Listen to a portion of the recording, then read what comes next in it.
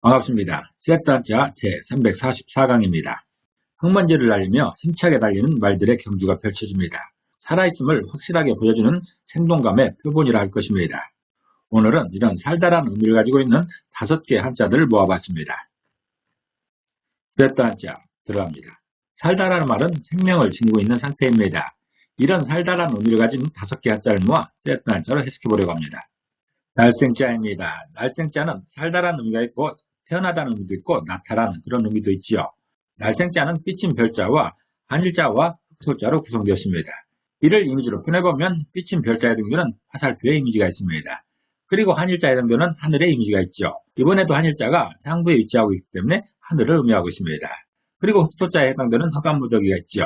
이런 세 이미지가 결합된 모양이 날생자여서 날생자가 표현하는 나타나는 것, 다시 말해서 산다라는 것은 하늘에서 비롯되어 흙에 있는 것을 말하고 있습니다. 어떤 사람들은 인간은 분자의 단순한 결합에 불과하다고 합니다. 또 다른 사람들은 인간을 만물의 영장이라고 하기도 합니다. 뭐가 더 바른 표현일까요? 분자의 결합도 같지만 나무 막대기처럼 그런 존재는 아닌 것이죠. 왜냐하면 사람은 다른 짐승과는 다르게 하늘에서 비롯되었기 때문에 그렇습니다. 날생자는 그것을 설명하고 있습니다. 사람이 생겨난 것은 하늘에서 비롯된 기운으로 이 땅에 살고 있는 것이죠. 그래서 치타보다 느리지만 또 호랑이보다 덜 용맹하지만 그들을 다스리며 만물의 영장으로 살 수 있는 것입니다. 날생자는 하늘에서 비롯되어 땅에 사는 것을 표현하고 있습니다. 이 그림처럼 사람이 비록 땅을 밟고 있지만 하늘을 바라보며 있죠. 하늘을 보며 포효합니다. 몸은 비록 땅을 밟고 있지만 왔던 그곳을 향하여 웅장한 꿈을 펼칠 수 있는 것이 바로 사람입니다. 왜냐하면 내가 그곳에서 왔으니까 그런 것입니다. 날생자는 하늘에서 비롯되어 흙에 있는 것이 사는 것이다 라는 그런 표현인 것이죠. 사람의 나음을 표현하고 있는 것입니다. 살활자입니다. 살활자는 살다라는 의미가 있고 태어나다 또는 생활을 의미하기도 합니다. 살활자는 물숫자와 혀설자로 구성되었습니다. 이를 이미지로 표현해보면 흐르는 물을 의미하고는 물수변에 해당되는 물의 이미지가 있습니다. 흐르는 물의 이미지가 있습니다. 그리고 혀설자에 해당되는 혀의 이미지가 있죠. 어린아이의 혀의 이미지가 있습니다. 이런 두 이미지가 결합된 모양이 살활자여서 살활자가 표현하는 그 산다라는 것은 혀에 있는 물기가 살아있음의 증거다라는 그런 표현입니다. 어떤 사람이 건강한지를 알아보기 위한 간단한 방법은 입을 벌려 혀가 침에 촉촉한지를 알아보는 것입니다. 입안이 말라있으면 상황이 심각한 것이죠.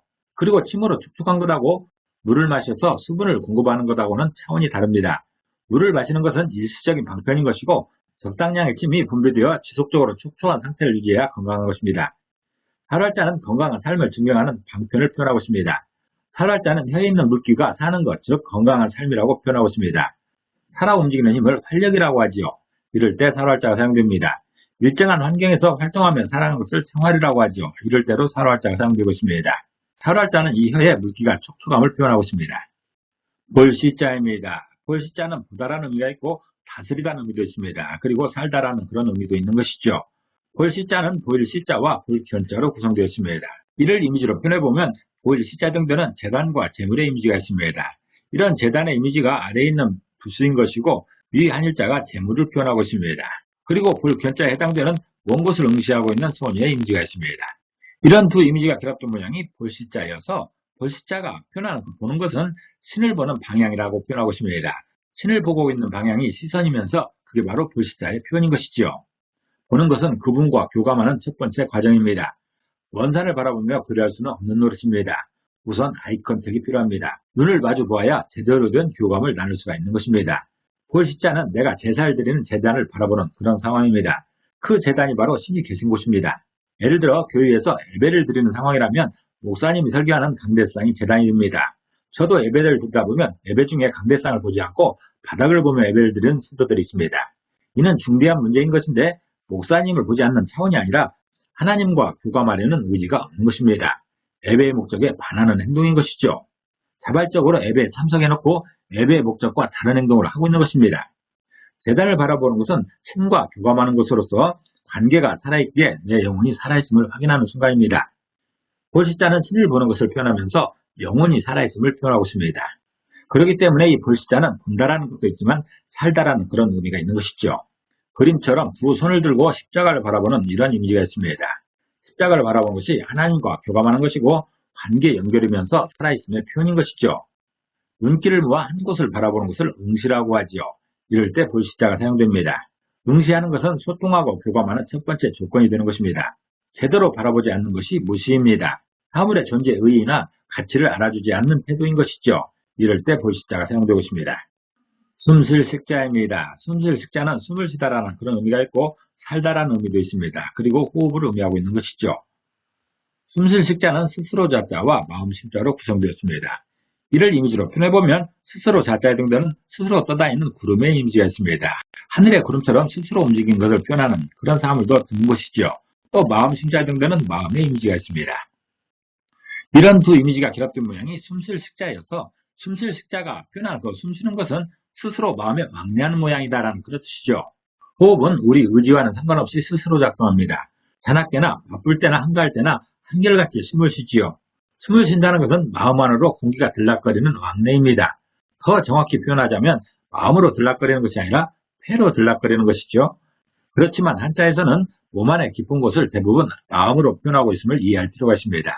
숨쉴 식자는 마음의 자유로운 작동을 호흡이라고 표현하고 있습니다. 마치 하늘에 떠있는 뭉게구름이 제멋대로 흘러가고 있듯이 그런 비유인 것입니다. 멀리 떨어져 있는 사람의 사정을 알리는 말이나 글을 소식이라고 하죠.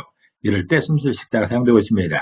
또 하던 일을 멈추고 잠깐 동안 쉬는 것을 휴식이라고 합니다. 이때도 숨쉴 식자가 사용되고 있습니다. 곧처자입니다. 곧처자는 곧, 처소 또는 살다라는 의미가 있고 누리다라는 그런 뜻도 있습니다. 곧처자는 호피무늬 호자와 처할 처자로 구성되어 있습니다. 이를 이미지로 표현해보면 호피무늬 호자에 해당되는 호랑이 가죽의 이미지가 있습니다. 호랑이의 겉모습인 것이죠.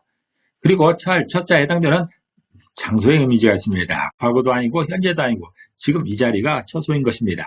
지금 이 자리가 처한 그 장소인 것이지요.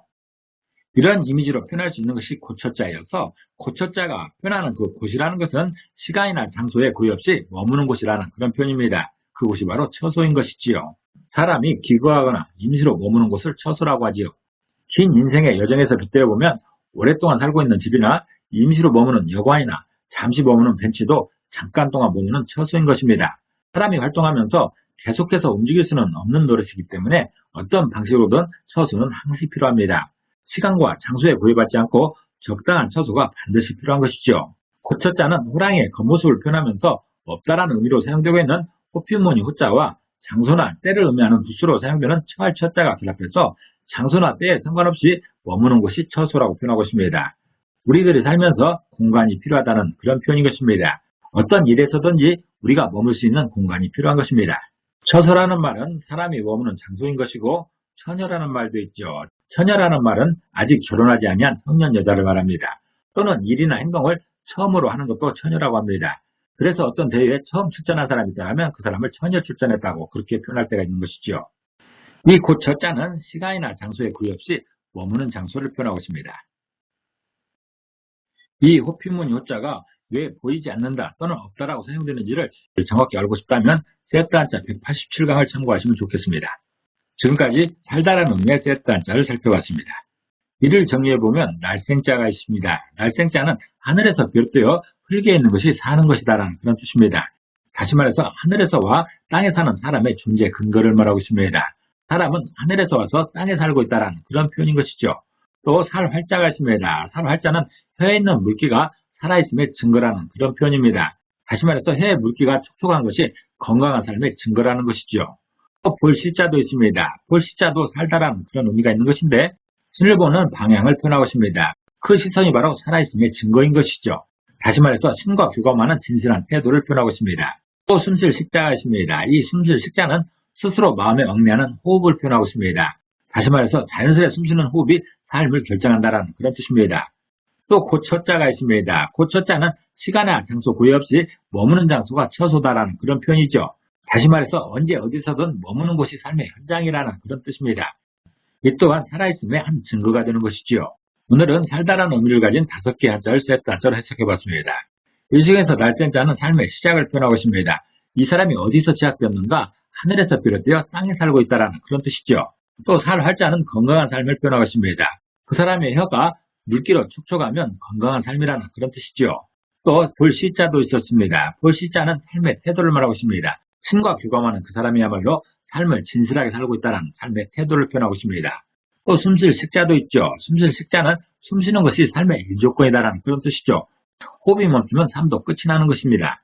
또 고초자가 있습니다. 고초자는 삶의 공간을 표현하고 있습니다. 우리 사람이 사는 필수적인 공간을 표현하고 있는 것이지요. 오늘은 세트 한자 제344강으로서 살다라는 의미를 가지고 있는 5개 한자를 세트 한자로 해석해봤습니다. 우리들의 삶이 건강하게 살아있음을 증명하는 활기찬 하루가 되시기를 간절히 기도합니다. 감사합니다.